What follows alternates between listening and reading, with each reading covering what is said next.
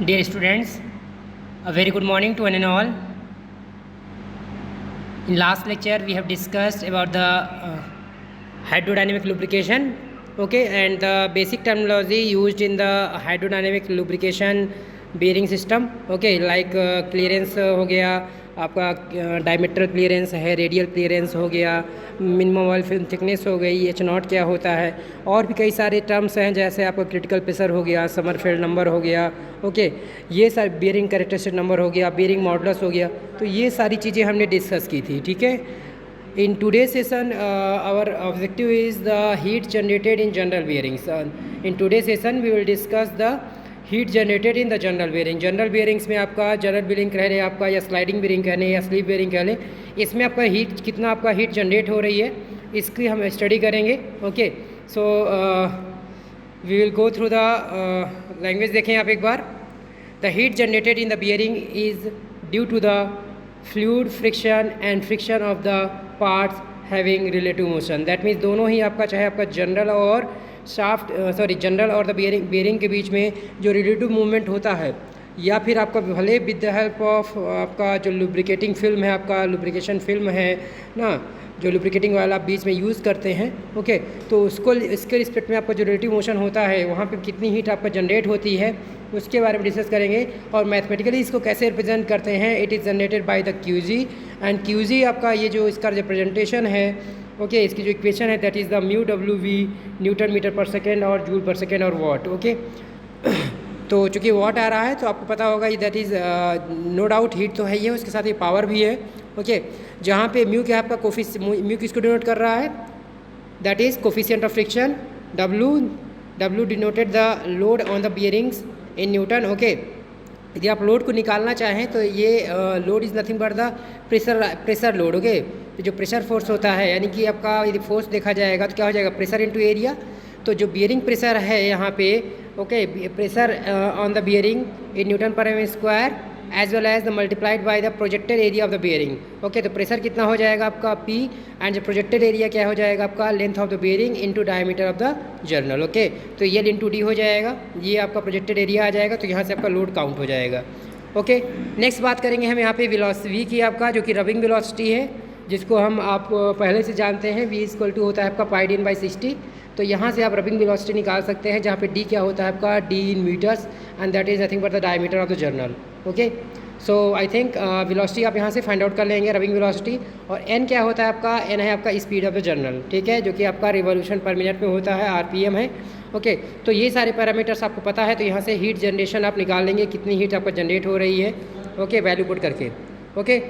After the thermal equilibrium has been reached, heat will be dissipated at the outer surface of the bearing at the same rate at which it is generated in the oil film. Then that means आपका जितनी ही heat generate हो रही है आपका oil film में due to the rubbing, ये heat क्या होगी आपका बियरिंग के आउटर सरफेस में ट्रांसफर होगी, ठीक है। इसको डिसिपेट करेंगे आउटर सरफेस में through the oil film, okay.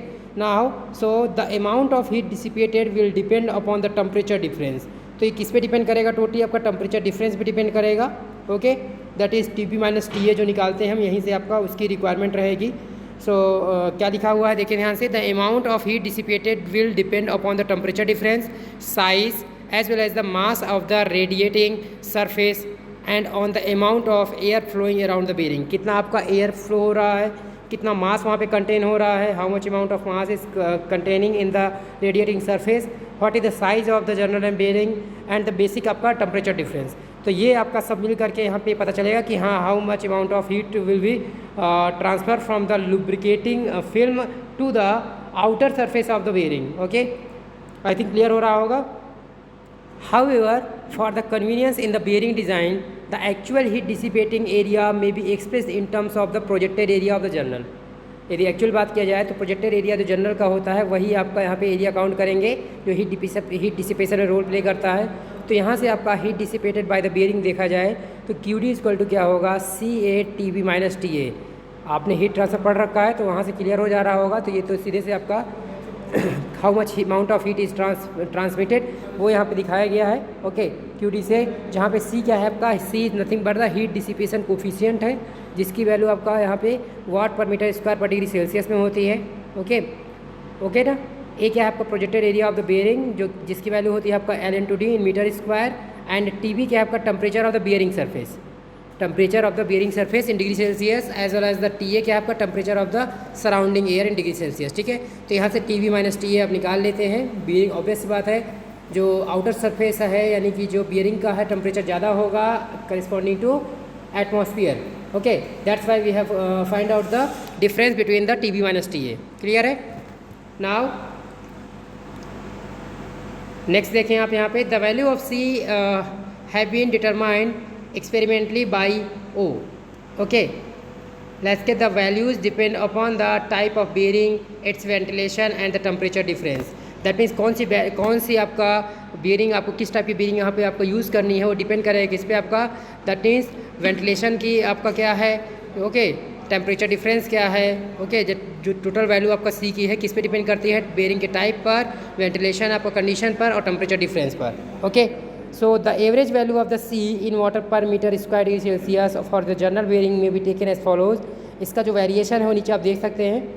यदि केस ऐसा है जहाँ पे अनवेंटिलेटेड बियरिंग्स हैं, दैट मीन्स यहाँ पे कोई वेंटिलेटेड एयर नहीं है, कोई वेंटिलेशन नहीं है, तो वहाँ पे जो टेम्परेचर डिफरेंस आता है वो लगभग आता है कितना, 140 to 420 watt per metre square degree Celsius. Okay, but जहाँ पे प्रॉपर वेंटिलेशन है, फॉर वेल वेंटिलेशन बेयरिंग, वहाँ पे जो टेम्परेचर डिफरेंस है आपका that is the 490 to 1400 watt per metre square degree Celsius. Okay, clear है ये?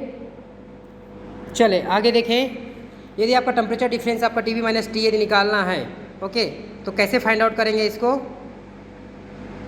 देखिए यहाँ पे, it has been shown by experiments that the temperature of the bearing TB is approximately midway between the temperature of the oil film T0 and the temperature of the outside air TA. Okay, so in other words, यदि आपको mathematical representation यहाँ से निकालना चाहें तो TB minus TA यदि निकालना चाहें that will equal to half of T0 minus TA, यानी कि जो ऑयल फिल्म का आपका टेम्परेचर है प्लस आपका एटमॉस्फेरिक एयर का जो टेम्परेचर है उसका आपका दोनों का टेम्परेचर डिफरेंस निकाल करके उसका हाफ कर देंगे तो वो वहाँ से आपका TB माइनस TA निकल जाएगा। ओके, TB क्या है आपका surface of the temperature of the boundary surface of the bearing. Okay, while the TA क्या है आपका temperature of the atmosphere. Okay, तो TB माइनस TA ही आपका मोटो था फाइंड आउट करना, तो ये आपका निकल गया। नेक्स्ट मैं बात करूँगा यहाँ पे what is the designing procedure for general bearing. Okay, so the following procedure may be adopted in designing of general bearing when the bearing load and the diameter and the speed of the shaft are known. That means यदि आपका shaft का speed यानी कि general की speed, diameter यदि आपको पता है तो उसके थ्रू आपका कौन सा प्रोसीजर हम फॉलो करेंगे, कौन से स्टेप्स आपका इन्वॉल्व रहेंगे वो देखें यहाँ पे दिए हुए हैं। First step is that determine the bearing length by choosing a ratio of L/D from the table. जो टेबल आपका यहाँ पे गिवन है आपका 26.3, वहाँ पे आपका L/D रेशियो गिवन है आपका, तो वहाँ से यदि L/D गिवन होगा तो यहाँ से आप इजीली बियरिंग की लेंथ निकाल लेंगे क्योंकि आपको डायमीटर पता रहता है। ठीक है, ओके, डायमीटर से मल्टीप्लाई कर देंगे तो लेंथ निकल जाएगी। Now check the bearing pressure P। कैसे चेक करेंगे? प्रेशर इक्वल टू क्या होता है लोड अपॉन एरिया, तो P equal to W/LD, W आपका लोड हो जाएगा और L/D क्या है आपका प्रोजेक्टेड एरिया। तो यहाँ से आप बियरिंग प्रेशर आप चेक करेंगे फ्रॉम द टेबल कि ये आपका सेटिस्फाई कर रहा है कि नहीं इस वैल्यू की नहीं कर रहा है। ठीक है, now next one is the assume a lubricant from table. Table से आपको एक लुब्रिकेंट आपको एज्यूम करना पड़ेगा, कंसीडर करना पड़ेगा। Okay, and it's operating temperature T0 हमें भी देखना पड़ेगा, and this temperature should be between, कहाँ से कहाँ तक होनी चाहिए इसकी रेंज, 26.5 डिग्री सेल्सियस से लेकर के आपका 60 degree Celsius with 82 degree Celsius as a maximum for high temperature installation such as steam turbines. मतलब जनरली आपका मोस्टली केसेस में कहाँ कितना टेम्परेचर होना चाहिए आपका इसका 26.5 डिग्री सेल्सियस से लेकर के 60 डिग्री सेल्सियस तक का आपका ये लाई करेगा। यदि आपका कुछ आपका स्पेशलाइजेशन है, जैसे कि यदि आप स्टीम टरबाइन लेते हैं तो उस केस के लिए आपका जो T0 का जो टेम्परेचर रहेगा ऑयल फिल्म का वो रहता है आपका 82 डिग्री सेल्सियस, ये आपका मैक्सिमम टेम्परेचर होना चाहिए। ओके, क्लियर है यहाँ तक? फोर्थ स्टेप देखें यहाँ पे, determine the operating value of the Zn/P। That means आपको जो बियरिंग कैरेक्टरिस्टिक नंबर है Zn/P उसको भी आपको यहाँ पे क्या करना पड़ेगा, let us assume bearing temperature and check this value with the corresponding value in table 26.3। यानी कि आप क्या करेंगे, बियरिंग टेम्परेचर को आपका यहाँ पे एज्यूम करके जो बियरिंग कैरेक्टरिस्टिक नंबर है उसको चेक करेंगे कि ये आपका जो वैल्यू में दिया गया है जो bearing characteristic number, that mean Zn/P की जो वैल्यू दी हुई है ये इससे मैच कर रहा है कि नहीं कर रहा है। ओके, नेक्स्ट पॉइंट देखें, fifth is the assume a clearance ratio. Clearance ratio आपको पता है that is the C/D। Okay, इसको भी आप टेबल से देखेंगे, एज्यूम करेंगे। Determine the coefficient of friction mu. Coefficient of friction mu को भी आपका यहाँ पे फाइंड आउट करेंगे by using the relation as discussed in above article. Mu के लिए आपका दिया हुआ ना ZN/P × D/C और कुछ आपका मल्टीप्लाई करके है, ठीक है। तो उसकी हेल्प से आप यहाँ पे कोफिशिएंट ऑफ फ्रिक्शन को आप निकाल लेंगे। सेवन्थ पॉइंट है आपका determine the heat generated by using the relation as discussed article 26.1। तो यहाँ से हीट जनरेशन भी निकाल देंगे, QG = जो होता है आपका μW करके।